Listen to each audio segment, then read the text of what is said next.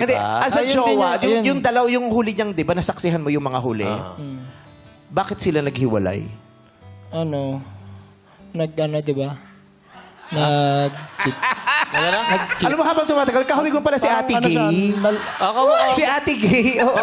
Parang naloko din kasi siya. Niloko siya, kaya siya nakipaghiwalay. Tinake advantage lang din yung pagiging... Ayun. Yun nga, yung sabi kong pagiging broken. Ganun. Kaya kayo naghiwalay, tinake advantage ka ni girl? Opo, and at the same time, umamin po kasi siya sa akin na bago pa maging kami, meron po talaga siyang nauna na Allah.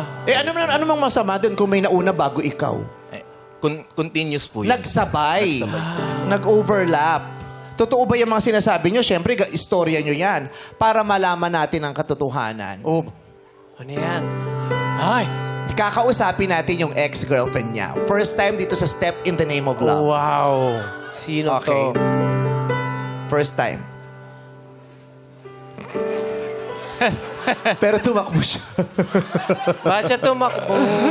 Charot lang. Tumakbo siya. So, niloko siya. Yun ang dahilan. Yan, yun din yung dahilan. Kaya yun, parang ang bilis niya rin, iwan sa ere yung... Anong red flag niya? Pero kasi syempre lahat naman may red flag. Siyempre yung green flag mo narinig namin. Pero anong red flag niya Yun, as a boyfriend? May alam ka ba? Yun, ang bilis niyang parang ang bilis niya mawala ng contact dun sa sa taong sa kanya. Nagbigay ng sakit tsaka ng Ginost siya syempre, di ba? Mabilis siyang talaga ba, kahit kami mga kaibigan, hindi namin siya makontak, hindi namin siya Kumbaga, nagsusol, siya. yung sabi Nawawala namin siya kanina. bigla.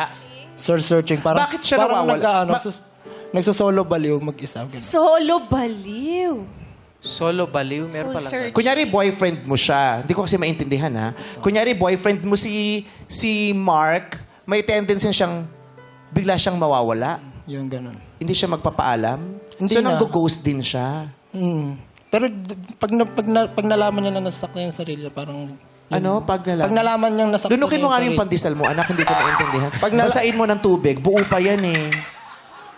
Thank you. Nawawala na lang anak bigla mo, si Mark. Merong mga tao kasing Bilisan ganun mo, eh. susungal-galing kita. Oo, kailangan Sorry, na anak. makapag-isip. Yeah. Diba? Pupunta Pag pinahawakan, ipatong mo lang dito, didiretso. magdadagat, ganyan. Kinakabahan to si... Okay. Oh. So, kunyari, boyfriend mo si Mark, tapos bigla siyang mawawala, tapos may tendency siyang mang-ghost. Oh. Oo, lalo naman kung alam ng babae na na may kasalanan. May kasalanan siya. Pag kunyari, yung babae, nagkaroon ka ng issue dun sa babae, iiwan mo yung babae nang hindi nagpapaalam, umaalis ka na lang? Opo, siguro ganun ko po protektahan yung peace ko and yung sanity ko kasi mas pinipili, may tendency po kasi na makapandamay pa ako ng friends and family members ko dun sa pain na nararanasan ko. Kaya ang ginagawa ko, lumalayo na lang po ako tapos kahit yung friends and family But ko, you don't communicate the issue? You don't talk about it? Hindi, opo, before po kasi ganun ko po siya dinidil dati. Oh. Pero alam mo yung mga ganyan, dapat talaga kaysa lumalayo ka at nawawala na lang, dapat yung pinag-uusapan. Kasi minsan, yung alam natin, hindi naman tayo nakakasiguro kung totoo. Diba? At minsan yung inaakala nating totoo, yun ang nagpapasakit sa atin eh. Yun ang nagbibigay sa atin ng anxiety, ng kai-stress natin. Kasi may mga iniisip tayo na hindi natin nalaman kung totoo o hindi kasi hindi tayo nakapag-usap.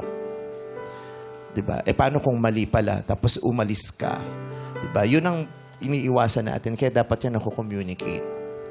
So, ayun daw si Mark. Si Mark ay generous sa kanyang pamilya, family-oriented, nagne-negosyo, hindi lang para sa sarili, kundi para sa pamilya niya. At tumutulong siya sa mga kaibigan, maasahan mo. Kaya lang, Umiis ka po bigla. oo, sa relasyon, umiis ka po. Hindi Pag may nagpapaalam, problema. pag may problema. Nangiiwan siya. Kahit daw sa friends, ganun din, di ba?